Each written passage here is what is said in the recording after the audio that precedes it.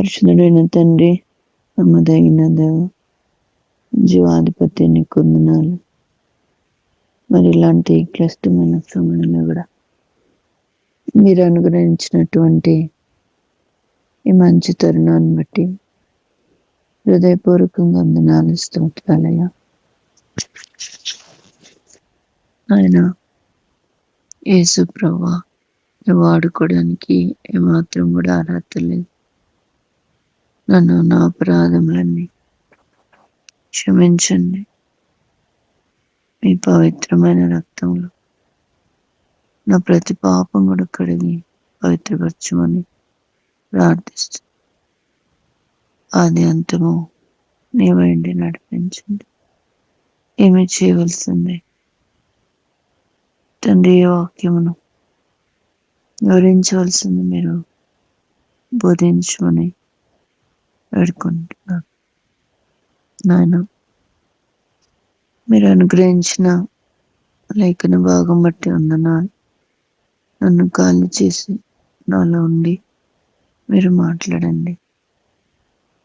ఈ group A4 గ్రూప్లో నన్ను ప్రజల అక్కర్లను వెళ్ళిన దేవుడు వారి అక్కర తీర్చి ఈ నామానికి మహిమ తెచ్చుకో. అందరికి కూడా ఏక మనసు, ఏక ఆత్మనియండి, సమాధానం ఇవ్వండి, మేలు చేయమని నీ సన్నిధిలో బ్రతిమాలుతాను. దాగి ఉన్న చీకటిని, అసమాధానంను క్రీస్తు నామంలో తొలగించండి. నమ్మదగిన నీ చేతికి అప్పగిస్తున్నాం. సహాయం చేయమని యేసు నామములో ప్రార్థిస్తున్నాను తండ్రి, ఆమేన్. ఓ సర్వశక్తుడా, నా సత్యదేవుడా, ఓ సర్వశక్తుడా, నా సత్యదేవుడా, సర్వదా నిన్నునే స్మరింతును, సర్వదా నిన్నునే స్మరింతును.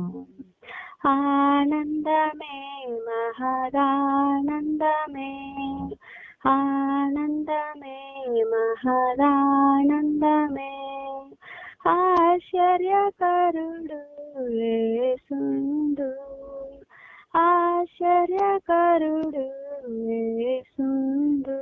నా పాపముల క్షమించెను, నా పాపముల క్షమించెను. ఓ సర్వశక్తుడా, నా సత్యదేవుడా, ఓ సర్వశక్తుడా, నా సత్యదేవుడా, చెర నుండి నేను మొరపెట్టగా, చెర నుండి నేను మొరపెట్టగా, పరము నుండి ఉత్తరమిచ్చెను, పరము నుండి ఉత్తరమిచ్చెను. ఆనందమే, మహదానందమే, ఆనందమే, మహదానందమే, ఆశ్చర్యకరుడు యేసుండు, ఆశ్చర్యకరుడు యేసుండు. నా పాపముల క్షమించెను, నా పాపముల క్షమించెను. ప్రార్థనకు ప్రతిఫలముల్, ప్రార్థనకు ప్రతిఫలముల్ ప్రియముగను సగును. హల్లెలూయా, ప్రియముగను సగును. హల్లెలూయా. ఆనందమే, మహదానందమే, ఆనందమే, మహదానందమే, ఆశ్చర్యకరుడు యేసుండు, ఆశ్చర్యకరుడు యేసుండు. నా పాపముల క్షమించెను, నా పాపముల క్షమించెను. ఓ సర్వశక్తుడా, నా సత్యదేవుడా, ఓ సర్వశక్తుడా, నా సత్యదేవుడా సర్వదా నిన్నునే స్మరింతును, సర్వదా నిన్నునే స్మరింతును. కీర్తన 91:13 వచనం. మళ్ళీ ఒకసారి చూద్దాం. నీవు సింహములను నాగుపాములను త్రొక్కెదవు, కొదమ సింహములను భుజంగములను అనగద్రొక్కెదు. ఇది మనకు తెలిసిన సంగతే కదా. మొదటి వచనంలో ఆయన చాటును ఎప్పుడైతే మనం నివసిస్తామో ఆ సర్వశక్తిని నీడలో మనము విశ్రాంతి తీసుకోగలం, అంటే నెమ్మది పొందగలం. మహోన్నతుని చాటున నివసించడం అంటే ప్రతి విషయానికి కూడా ఆయన చాటుకు వెళ్ళడం, అంతే, సింపుల్. అప్పుడు కింద ఉన్నవన్నీ మన పక్షాన నెరవేర్చబడతాయి. అయితే కష్టమైన సంగతి కూడా కాదు కదా. మహోన్నతుని చాటున నివసించువాడే ప్రతిదానికి ఆయన చాటుకు వెళ్ళాలి, అంతే. ఆ పాపం చేయకుంటే ఈ పాపం చేయకుంటే అని కూడా చెప్పట్లే. ఏమంటున్నారు? మహోన్నతుని చాటున నివసిస్తే అంటే ప్రతి విషయానికి కూడా ఆయన చాటుకి వెళ్ళాలి, మనదంటూ ఏమీ ఉండకూడదు. అలాంటప్పుడు నీ జీవితాంతం కూడా నీకు ఎట్లా ఉంటుంది? విశ్రాంతి దొరుకుతుంది. సర్వశక్తిని నీడలో విశ్రాంతి దొరుకుతుంది, ఎంతో నెమ్మది. మన కళ్ళ ముందే ఎంతో భయంకరమైన పరిస్థితులు కనపడుతున్న మన హృదయంలో నది వలె ఉంటుంది సమాధానం. ఇంకా ఈ లోకం ఇవ్వలేనంత నెమ్మది, శాంతి. మనకిష్టమైన వ్యక్తులు, మనం అంతవరకు నమ్ముకున్న వ్యక్తులు మనల్ని గాయపరిచినా, మనల్ని విడిచిపెట్టినా, ఇంకా గాయపరుస్తున్నా కూడా హృదయంలో ఉన్న నెమ్మదిని తొలగించలేరు. ఎందుకంటే మాటి మాటికి ఆయన చాటుకి వెళ్తుంటే ఎవరు మనల్ని కదిలించలేరు. మరియా ఉత్తమమైనది ఏర్పరచుకుందంటే అది ఆమె యొద్ద నుంచి ఎవరు తీసివేయలేరు. ఎందుకంటే ఆమె ఎప్పుడు యేసుప్రభు పాదాల దగ్గర కూర్చొని ఆయన బోధ వినడం, అలాగ కొనసాగడం ఆమెకు అలవాటు. ఎంతో పెద్ద పెద్ద కొండ లాంటి సమస్యలు కూలిపోవడానికి ఇదొక్క చిన్నది మనం నెరవేర్చగలిగితే చాలు. ఆయన చాటుకు వెళ్ళలేక ఇక్కడే మనం ఇందాక చదివింది అసలు ఈ కీర్తన ఎంతో అద్భుతంగా ఉంటది. ఎన్ని ఆశీర్వాదాలు, ఎంతో నిశ్చింతగా జీవించవచ్చు. అందుకని పౌలు ఏమంటాడు? ఎల్లప్పుడూ ప్రభునందు ఆనందించు అంటాడు. పౌలు జీవితంలో అన్ని శ్రమలు ఉన్నా కూడా, కష్టాలున్నా కూడా నిశ్చింతగా బ్రతుకుతాడు పౌలు. కారణం ఏంటి? అందుకే ఆనందించుతున్నాడు, మళ్ళీ ఇతరులని ఆనందించండి అంటాడు. ఇంకా అపొస్తలుల కార్యం చూడండి, ఒక మాట చూపిస్తాను. అపొస్తలుల కార్యాలు తెలిసిన సంగతి. ఇది అపొస్తలుల కార్యాలు 14వ అధ్యాయం 19వ వచనంలో పౌల్ని రాళ్ళు రువ్వి ఆయన చనిపోయినాడని ఊరి వెలుపలికి ఇడ్చేసినారు. అప్పుడు శిష్యుల చుట్టూ నిలిచి వాళ్ళు ప్రార్థించింటారు మోస్ట్లీ. అందుకే లేచి మళ్ళా పట్టణంలోనికి ప్రవేశించి, పౌల్ జీవితంలో అంటే తనకు శ్రమ వచ్చింది, తనను కొట్టినారు, మరణం అంటే చనిపోయేంతగా కొట్టినారు. అయినప్పటికీ ఏమైపోయింది? అక్కడ ఇతర శిష్యులు అది చూసిన వాళ్ళు బలహీన పడుతుంటే పౌలు ఏమంటాడు? 22, శిష్యుల మనసులను దృఢపరచి. ఆ పని చేస్తున్న వాడు పౌలు, ఏ శ్రమ గుండా వెళ్ళిన వాడు పౌలు. అసలు శిష్యులే పౌలు మనసును దృఢపరచాలి గాని పౌలు తనకు తాను ఆదరించబడి దేవుని చేత ఇప్పుడు శిష్యులను ధైర్యపరుస్తా ఉన్నాడు.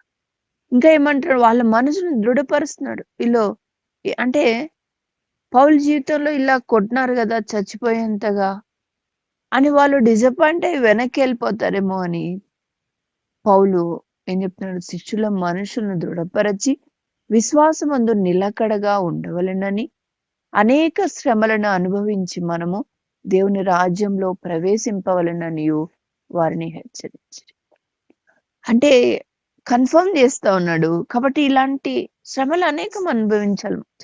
క్యాజువల్‌గా చెప్తా ఉంటాడు. అన్ని శ్రమలు అనుభవిస్తున్నాడు. అయినా గూడా అతనిలో ఏమాత్రం అసమాధానం, అశాంతి ఎంతో కూల్‌గా ఉన్నాడు. ఎంతో నెమ్మదిగా ఉన్నాడు. కారణం ఏంటి? తాను నెమ్మదిగా ఉండడమే గాదు, వేరే వాళ్ళు అంటే శ్రమలెళ్ళే వాళ్ళకి శిష్యులకు పౌలుతో కంపేర్ చేస్తే, అలాంటి వాళ్ళని గూడా తాను దృఢపరుస్తా ఉన్నాడు. కారణం ఏంటి? అన్ని శ్రమల్లో గూడా ఎల్లప్పుడూ ఆనందించమంటున్నాడు. తాను ఆనందిస్తున్నాడు. మనల్ని గూడా ఆనందించమంటున్నాడు. కారణం ఏంటి? ఖచ్చితంగా ఎప్పుడైతే మనం ఆయన చాటుకు వెళ్తా ఉంటామో, ఆయనతో మనం సహవాసం కలిగి ఉంటామో, ఎల్లప్పుడూ ఆయన్ని స్తుతించి, ఆయన చేస్తున్న కార్యాలను బట్టి ఆయన్ని గనపరుస్తూ ఉంటామో, మనము ఈ లోకంలో నిశ్చింతగా ఉండొచ్చు. అసలు ఈ లోకంలో మనం కలవరావడానికి కారణం ఏంటంటే, ఆయనంటే ఎరుగకపోవడం. అందుకని ఏమంటారు? తన దేవుని ఎరిగిన వారేం చేస్తారంట? బలము కలిగి గొప్ప కార్యాలు చేయగలరు. అంటే వాళ్ళకు వాళ్ళు నిశ్చింతగా ఉండడమే గాదు, గొప్ప కార్యాలు ఆయన పేరిట చేయగలరు. ఎవరు వాళ్ళు అంటే ఆయన్ని ఎరిగిన వారు. కాబట్టి మనం ఎరగాల. మన దేవుడు ఎంతటి వాడో నువ్వు ఎరిగితే. నిజంగా ఆయనతో నువ్వు సహవాసం కలిగి ఉంటే, ఆయన కార్యాలు నీ జీవితంలో ఇప్పటికే ఎన్నో చేసినాడు. వాటిని నిజంగా నువ్వు స్మరిస్తూ ప్రతిదినం నువ్వు ఆరాధిస్తున్నప్పుడు, ఆయనకు నీకు ఎడమ అనేది ఏర్పడదు. గనుక ఆ రిలేషన్ అది కంటిన్యూ అవుతుంది. మనమేమంటే ఆరాధించం. మనమేమంటే సమస్యలను ఆరాధిస్తాం. అది ఉందబ్బా, ఇది ఉందబ్బా, ఇది ఉంది. ప్రార్థన చేయమంటే ఏం చేస్తామంటే ఎప్పుడు మన సమస్యలు చెప్తా ఉంటాం. అంటే ధ్యానిస్తా ఉంటాం మన సమస్యల్ని. అంటే ఓ సమస్యను మనం ఆరాధిస్తా ఉంటాం. కాబట్టి మనం ఏం చేస్తామంటే మెల్లిమెల్లిగా మన మైండ్‌లో నుంచి ఏం వెళ్ళిపోతదంటే ప్రభు ఎంత గొప్పవాడో, మన జీవితంలో ఎన్ని కార్యాలు చేసినాడో అవి అంటే ఎరేజ్ చేయబడినట్టుగా అయిపోతుంది. అందుకే మనకి శ్రమ చూడంగానే మళ్ళీ భయమైతుంటది. అంతకుముందు అట్లాంటివి ఎన్నో దేవుని ద్వారా మనకు మేలు కలిగి వచ్చింటాం. అయినప్పటికీ మరపు ఎందుకొస్తుంది మరపు? మనం ప్రభువుని ధ్యానించి వాటిని బట్టి ఆరాధించట్లేదు గనక. మరపొచ్చేస్తుంది. ఏదో చిన్న సమస్య ఉందంటే అదెట్లబ్బా, ఇట్లబ్బా, ఇట్లబ్బా ఆలోచిస్తూ దేవుణ్ణి అడగడం, కన్నీరు గార్చడం. ఇంకా ఇదే జీవితం. దాన్ని బట్టి మనం సంతోషంగా ఉండలేకపోయాం. సమస్య నిండిపోయింది హృదయం అంతా.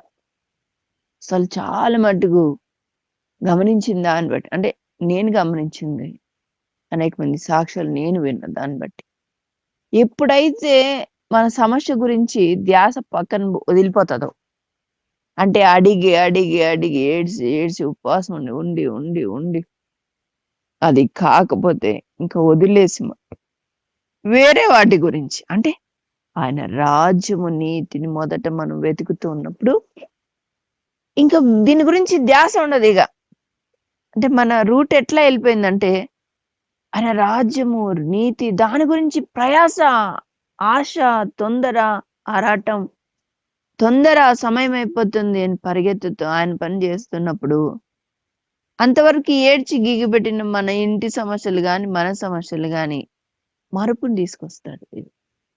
ఇతరుల గురించి నువ్వు ప్రయాసపడే కొద్దీ కూడా మన గురించి అంత ధ్యాస కూడా ఉండదు. దేవుడు ఎప్పుడు చేస్తా కార్యాలు. నువ్వు ఎప్పుడైతే దాని గురించి ప్రభువుకి సంపూర్ణంగా విడిచిపెట్టి నీకు ఇష్టం వచ్చినట్టు నీ సొంత సమయంలో చెయ్యి నాయనా అని ఆయన పని నువ్వు చేస్తుంటావో ఆశ్చర్యకరం. ఆయన నీ పని చేసేస్తాడు. నేను 2-3 ఎగ్జాంపుల్స్ నేను విన్నాను. నా జీవితంలో కూడా అవి 2-3 సంగతులు. ఎప్పుడైతే ఏడ్చి అడిగి అడిగి ప్రభువా ఇలా చేయవా, ప్రభువా ఇలాగే చేయవా, ప్రభువా బాగు చేయవు అడిగి అడిగి విసిగి ఎందుకు దేవుడు అన్నిసార్లు హన్నా విషయంలో అంటాడు కదా, నాటి నుండి ఆమె దుఃఖముఖురాలై ఉండటం మానింది. కారణం ఏంటంటే విశ్వాసం ఉంచింది, అడిగింది కనుక. నువ్వు అడిగినావు, కన్నీరు గాల్చినావు, ప్రార్థన చేసినావు, ఇంకా లీవ్ ఇట్. దేవుడు తన సొంత సమయంలో చేస్తాడు అంతే.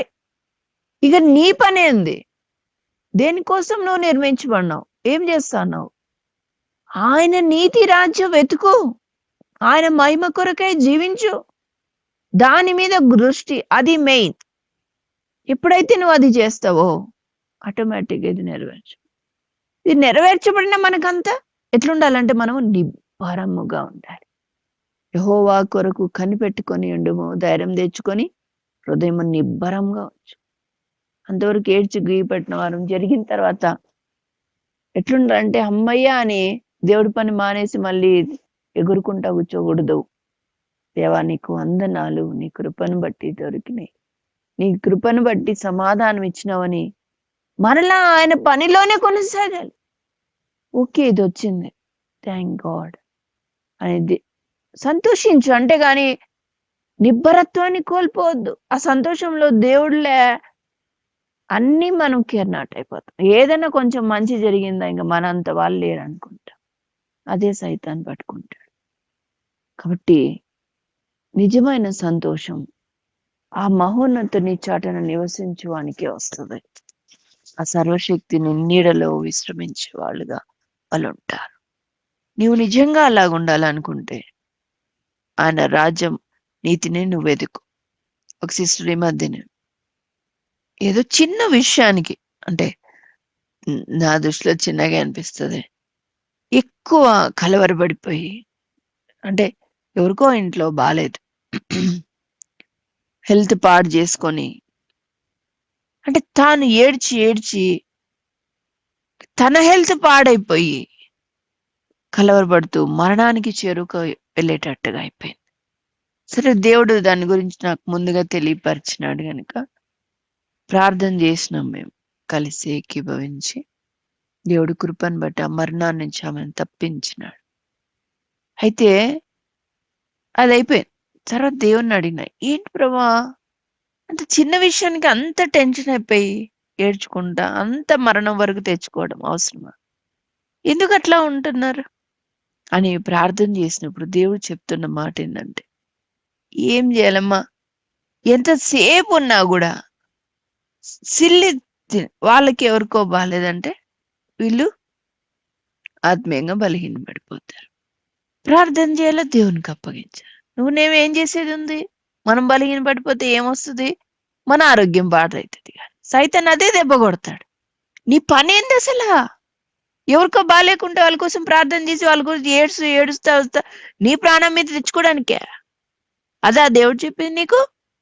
దానికోసం నేను బతికిచ్చిండేది, దానికోసం నేను నిర్మించింది, సృష్టించింది అనే రాజ్యం నీతి వెదకు అంటే దాని వైపు చూడకుండా ఏదో ఒక్క వ్యక్తి కొరకు ఇంత సిల్లి ఉంది మన జీవితం. అసలు దేవుడు ఇదే మాట చెప్తున్నాడు, నా రాజ్యం నీతి వెదకటం లేదు, నా పని చేయట్లేదు కనుక ప్రతి చిన్నది పెద్ద సమస్యలాగా కనబడుతుంది, కొండలాగా కనబడుతుంది. ఎందుకంటే నా మీద వాళ్ళు భారం మోపట్లేదు, నేను ఉన్నానని వాళ్ళకి తెలీదు. ఊరికే అట్లా అలవాటైపోయిన ప్రార్థనలు అంతే. ఎప్పుడైతే మనం నిస్వార్థంగా ఆయన కొరకు ప్రయాసపడతామమ్మా, అప్పుడు ఆయన పట్ల నీ కార్యాలు చేసేవాడుగా ఉంటాడు. యథార్థవంతులేడలా అని యథార్థవంతుడుగా ఉంటాడు. సద్భావన కలిగిన వారి ఎడలా అని సద్భావం కలిగిన వాడుగా ఉంటాడు. అదే మాటను చూస్తాను చూడండి, కీర్తన 18లో, కీర్తన 18 25, 26 వచనాల్లో కనబడుతుంది. దయగల వారి ఎడల నీవు దయ చూపించుదువు, యథార్థవంతుల ఎడల యథార్థవంతుడుగా ఆనందువు, సద్భావం గల వారి ఎడల నీవు సద్భావం చూపుదు, మూర్ఖుల ఎడల నీవు వికటముగా నందువు. కాబట్టి మనము మంచి భావన కలిగి జీవించినప్పుడు దేవుని ఎడల మంచి భావన కలిగి ఉంటావు. నువ్వు ఎలాగున్నావు? స్వార్థంగా ఉన్నావా? అసూయగా ఉన్నావా? సరి చేసుకో. ఎప్పుడైతే దేవుడు మనకు అప్పగించిన పని నమ్మకంగా చేస్తామో మన హృదయానికి ఎంతో విశ్రాంతి, నెమ్మది. మన భారం అంతా మీద మోపు. నీ భారం అదే కదా చెప్తాడు, నేను నీ గురించి చింతిస్తున్నా, నీ భారము నీ చింత యావత్తు నా మీద వెయ్యి. నీ ఇంటిని గురించి, వాళ్ళ ఏడుపుల గురించి, వీళ్ళ తుడుపుల గురించి, వాళ్ళ అనారోగ్యాల గురించి అది కాదు సంగతి. వాటి భారం నా మీద మోపి నువ్వేం చేయాలా? విశ్వాసం నాకు కర్తయు దాన్ని కొనసాగించేవాడైన యేసు వైపు చూడాలా. ఆయన నీతిని, ఆయన రాజ్యాన్ని నువ్వు వెతకాల. టైం చాలా షార్ట్గా ఉంది. ఎన్ని సంపాదించినావు ఆత్మల్ని? ఉటి చేతులతో వెళ్ళిపోతావా? ఇంత ఆయుష్కాలం ఇచ్చినాడే, సంవత్సరానికి ఒక్కరినైనా రక్షించినావా? నెలకు ఒక్కరైనా రక్షించినావా? వారానికి ఒక్కరైనా రక్షించినావా? ఒక్క ఆత్మ కొరకను ప్రయాసపడి ఏడ్చి కన్నీరు గార్చి ఒక్క ఆత్మను రక్షించుకున్నా అని చెప్పగలవా? ఏం సంపాదించినావు?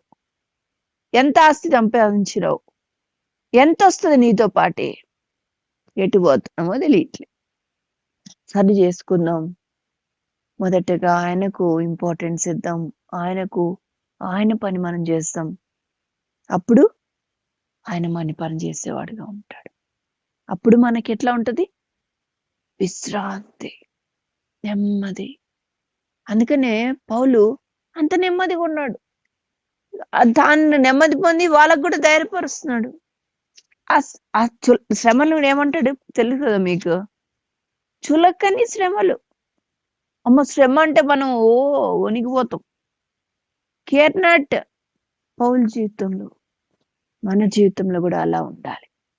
ఆయన చాటుకు మాటికి మనం వెళ్తే మన సొంత జ్ఞానము, లేకపోతే మనకు రికమెండేషన్లో, లేకపోతే మనకు తెలిసిన వాళ్ళు ప్రార్థన చేస్తారు, వీళ్ళు ప్రార్థన చేస్తారు, లేకపోతే వాళ్ళు చెప్తే జరుగుతుంది, వీళ్ళు చెప్తే జరుగుతుంది. పరుగులో ఒక్క నిమిషం ఆగలిగి దేవుడు ఎందుకో అంటున్నాడు. తొందరపడకుండా చూద్దాం. దేవుని కోసం ఈసారి కనిపెడతా పట్టుదలగా. నిజంగా నువ్వు ఆయన ఎరిగితే అట్లా ఉంటావు. అలాగ మాటికి ఆయన చాటుకి వెళ్తే ఆయన అంటే నీకేమో తెలుస్తుంది. అప్పుడు ఆయన నీ కార్యాలన్నీ చేసి పెడతాడు. అప్పుడు నీకు ఎట్లా ఉంటది? సర్వశక్తిని నీడను విశ్రాంతి తీసుకోగలవు. ఆయన ఎలాంటి వాడు? సర్వశక్తి గలవాడు. ఆయన మించిన శక్తి లేనేలేదు ఏ శత్రువు. అందుకే ఇప్పుడు మొదట్లో చదివిన వాక్యం ఇప్పుడు చదవమా? ఏంటంట? నీవు సంభముల నాగుపాము త్రొక్కెదు. నువ్వు ఎక్కడున్నావు? సర్వశక్తిని నీడలో ఉన్నావు. అక్కడ రెస్ట్ తీసుకుంటున్నావు. నువ్వు కాపలా కాస్తున్నవాడు, నిన్ను అరచేతిలో చెక్కుకున్నవాడు ఎవరు? సర్వశక్తి గలవా. ఆయనను మించి ఎవరు కూడా నిన్ను తాకలేరు అని అంటాడు. ఇక్కడ ఏమంటాడు? ఆయన తన రెక్కలతో నిన్ను కప్పుతాడట. ఆయన రెక్కల క్రింద నీకు ఆశ్రయం కలిగినట్ట. ఎవరైనా నిన్ను తాకాలంటే ఎక్కడి నుంచి వస్తుంది? రెక్కను టచ్ చేసి కానీ నీ దగ్గరికి రాదు. అర్థమైందా? అట్లా ఉంటుంది. మరి ఇంకా ఈ నాగుపాములేంటి, సింహాలేంటి? అవి అలా ఆ స్వభావం గలవాడు సాధానైనా వాడు నీ దగ్గరికి రాలేడు. వాడిని నువ్వు కాలు కింద దిచ్చదకు తొక్కుతావు. ఎందుకంటే నీలో ఉన్నవాడు ఎలాంటి వాడు? గొప్పవాడు, సర్వశక్తి గలవాడు, మహోన్నతుడైన. నీవు నాగుపాములను సింహములను త్రొక్కెదవు, కొదమ సింహములను భుజంగములను త్రొక్కెదవు. అసలు అవి ఒక లెక్క. దేవుడు మనకి ఎంతో శక్తినిచ్చినాడమ్మా. శత్రు బలవంతుడి మీద మనకు అధికారం ఇచ్చినాడు. ఎందుకు అది పొందుకోలేకపోతున్నావు? ఎందుకు అది అప్లై చేయలేకపోతున్నావు? విశ్వసించలేని కారణం. ఎందుకు విశ్వసించలేకపోతున్నావు అంటే నీ దేవుడు చేసిన కార్యాలను స్మరిస్తూ నిజంగా స్తుతించి ఆరాధించలేకపోతున్నావు గనక, దేవుడి శక్తిని ఎరగలేకపోతున్నావు గనక విశ్వాసం లేకుండా పోతుంది. నీ దేవుడు అంటే ఎంత వాడో ఎరగలేకపోతుంది. ఎన్నోసార్లు వాక్యాలు ఈ బైబిల్ గ్రంథం ఎన్నోసార్లు వింటాం. యేసు ప్రభు ఎర్ర సముద్రము చీల్చినాడంట. ఎన్నో అనడే కదమ్మా, నేడు కూడా చీలుస్తున్నాడు. ఏదైతే అడ్డుకుంటుందో దాన్ని దారిగా చేసి నిన్ను అవతల ఒడ్డుకి తీసుకొని వెళ్తున్నాడు. వాటిని మనం స్మరించుకుంటూ దేవునితో సహవాసం కలిగి ఉంటూ, దేవుని చాటుకు వెళ్తూ, దేవునితో సత్సంబంధం కలిగి ఉంటూ మనం ఆయనకు అడగల, ఆయన దగ్గర పొందుకోవాల. అంతే, అన్నిటికంటే ఉన్నతమైన స్థానం ఆయనకిస్తూ, ఆయనతో నడుస్తూ, ఆయన పని చేస్తూ ఉంటే నీకు ఫుల్ ఇంకా విశ్రాంతి. అంతేకాదు శత్రువు నీ కాలు కిందే ఉంటాడు వాడిగా. అంతేకాదు ఇందులో ఉన్న వచనాలు, ఆ వాగ్దానాలు అన్ని కూడా నీ పట్ల నెరవేర్చబడతాయి. అందుకే అలాంటి వారికి సర్వశక్తిని మీదన విశ్రాంతి దొరుకుతుంది. కాబట్టి సరి చేసుకుందాం. మనం ఎక్కడ అవిశ్వాసంతో ఉన్నాము ధైర్యం తెచ్చుకుందాం. మన దేవుడు ఇప్పటికైనా సిద్ధమే. సరి చేసుకుందాం. చనిపోతే ఏది మన వెంట రాదు. వ్యర్థమైన దాటి కొరకే దేవుని దూరం చేసుకోవద్దు. దేనికోసమో కొట్లాడుకుంటాం, దేనికోసమో వ్యర్థమైంది చెత్త అది. దానికోసం దేవుని కృపకి దూరమై, దేవుడు ఆశీర్వాదానికి దూరమైపోతాం. ఎంత మూర్ఖులమో కదా. సాతాను మనల్ని మోసగిస్తా ఉన్నాడు. గుర్తుపడదాం. ఆయన మించిన వాడు లేడు, ఆయన వంటి నమ్మకమైన వాడు లేడు. ఆయన చాటుకు వెళ్దాం, జాగ్రత్త కలిగి లోకంలో మనం జీవిస్తాం. మంచి దేవుడు మనకున్నాడు, మన కోసం ఆయన ప్రాణం పెట్టినాడు అంటాడు కదా.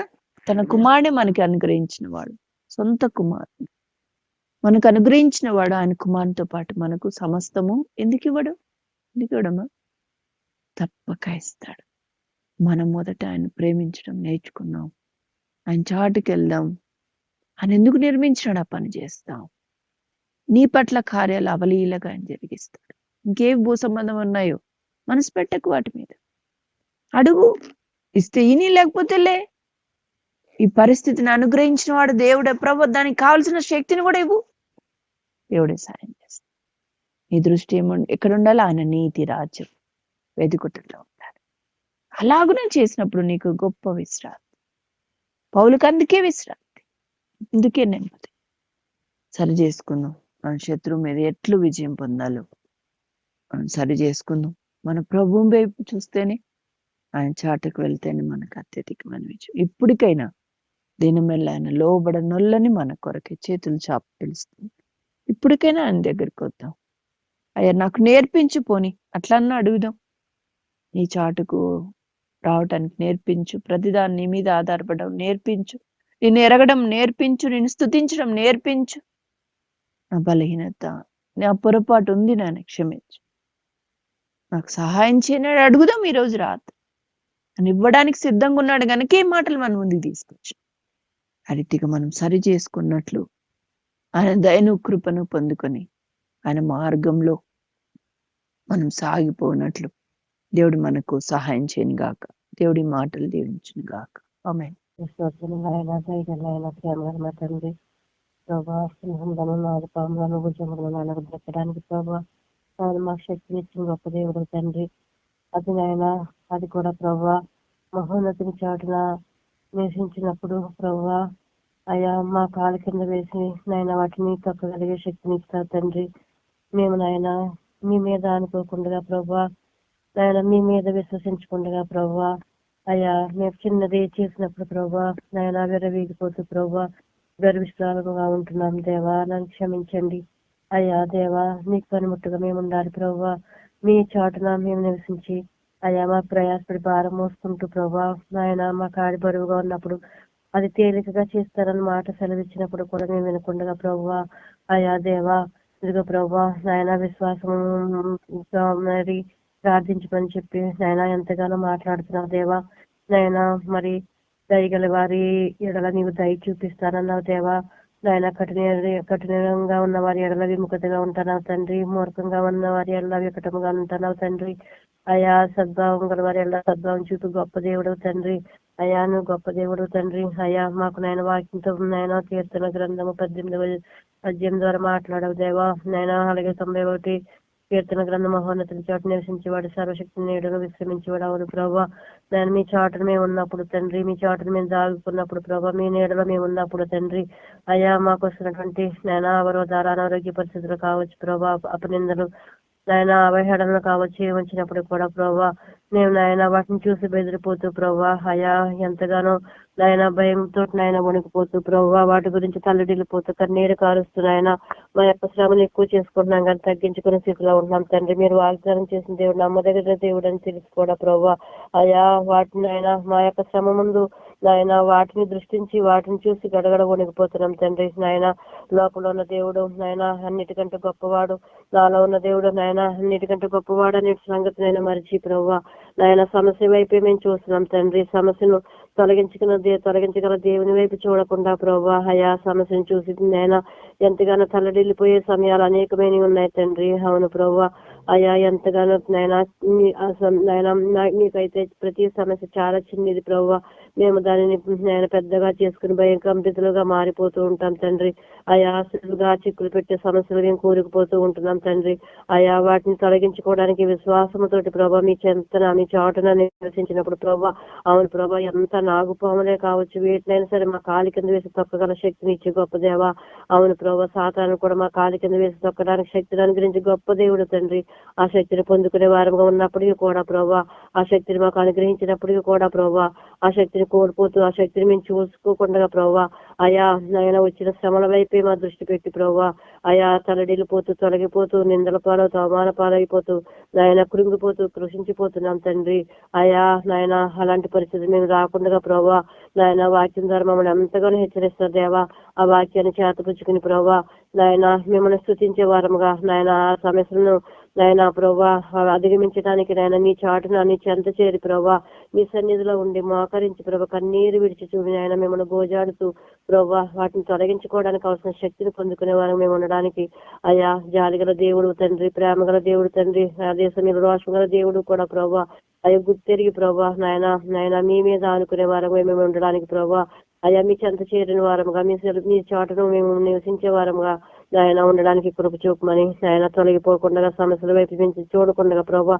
మీ వైపు చూస్తున్నాయన విశ్వాసంతో నాయన నాలో ఉన్న దేవుడు లోపల ఉన్న వాళ్ళకంటే ఎక్కువ గొప్పవాడు తండ్రి అవునవునా ప్రభు నాలో ఉన్న గొప్ప దేవుడు తండ్రి నువ్వు నాలో ఉన్నావు కాబట్టి నేను దేనికి భయపడకుండా ప్రభా మేమందరం కూడా ప్రభా అయ్యా నీ చెంత చేరిన ఆయన నీ ధ్యానంలో మేము ఉంటున్నప్పుడు ఆయన శక్తిని పొందుకున్న వారంగా వాటిని సమస్యలను అధిగమించగల శక్తిని మాకు ఇచ్చే దేవుడు మాకున్నాడని నమ్మకంతో ముందుకెళ్ళడానికి కృప చూపమని యేసుక్రీస్తు పరిశుద్ధ నామంలో అతి మీకు బ్రతనాడు వేడుకుంటున్నాను తండ్రి. ఆమేన్.